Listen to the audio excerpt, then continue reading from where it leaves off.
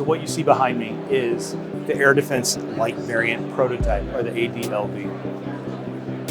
Our customers indicated a need for a hybrid air defense solution, one that can tackle both the short-range air defense and counter-UAS missions, all from the same platform, but in a smaller footprint so that it can fit on some of these lighter platforms. So what we've done is, over the past year, Leonardo DRS has built a coalition of industry partners to help put together this prototype system. And this is replicating some of the activities we've done on other projects, like Counter-UAS DE Striker, like IMLID's 2.1 single vehicle striker. And we've built a team of 9 companies, each that are investing and each bringing their own high TRL proven technologies to the table to help assemble this prototype. And this system will be going to test both next month and to government testing in early 2026. The Army has a critical need to quickly field effective capabilities to address an ever-evolving and ever-growing threat, as we've seen in Ukraine and the Middle East. In our minds, the only way you can tackle that problem is through modular systems with open architectures that will allow for rapid insertion of new technologies as they come online. And by the way, it has to be affordable too, right? So at DRS, we very much internalize that need, and we promote systems with best-of-breed capabilities, and we do that by assembling coalitions of technology providers with high TRL kit. Now, sometimes that kit comes from inside DRS, as with the RADA radar, and at other times it is a key technology partner. But either way, the end goal every time is to get the best possible kit into the hands of the warfighter. It all starts with the actual threat or threats.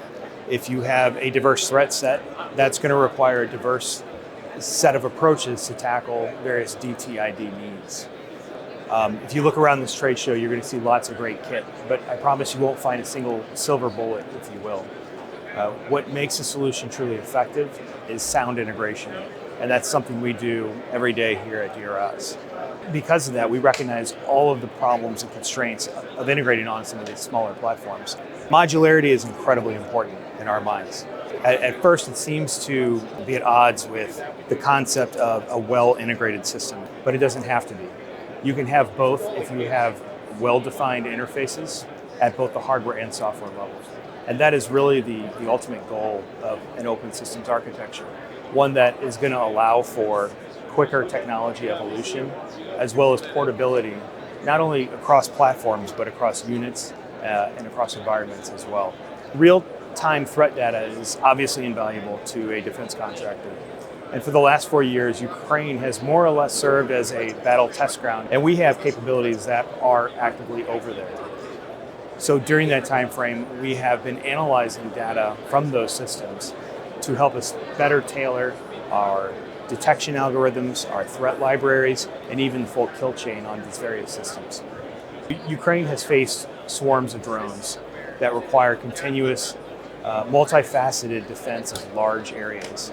And at DRS, we've been studying the tactics and techniques and technologies to help us tailor our integrated solutions that incorporate RF detection, radar, like the RADA MHR radar, EOIR, as well as queuing of kinetic and non-kinetic effectors. In terms of AI specifically, we are looking at a wide range of capabilities, from threat detection and classification, all the way up through full kill chain automation. As we've seen in the Middle East and Ukraine, electronic warfare can become a bit of a cat and mouse game. It requires a high degree of agility and quick reactivity. This issue is only further exacerbated by the introduction of fiber optic drones. Nevertheless, we see EW continuing to be a key part of an overall layered approach to aerial defense. And that is why we continue to invest with key partners like AV, like Regulus, as well as some internal investments as well. Passive detection will always be paramount, and we continue to invest in that internally.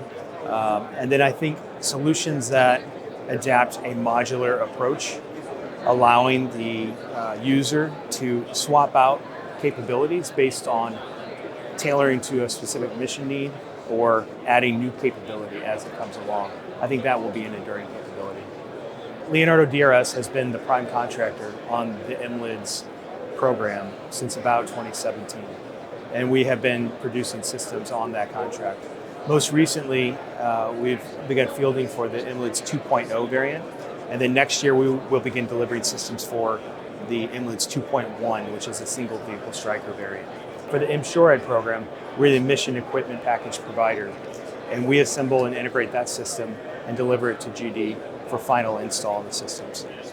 We have delivered over 180 plus systems under that contract, the majority of which are fielded, and we just received a contract from the Army for additional systems. In terms of some of our subsystem capabilities, the Leonardo DRS MHR and family of radars have essentially become ubiquitous with the Counter-UAS and air defense missions for a variety of customers around the world.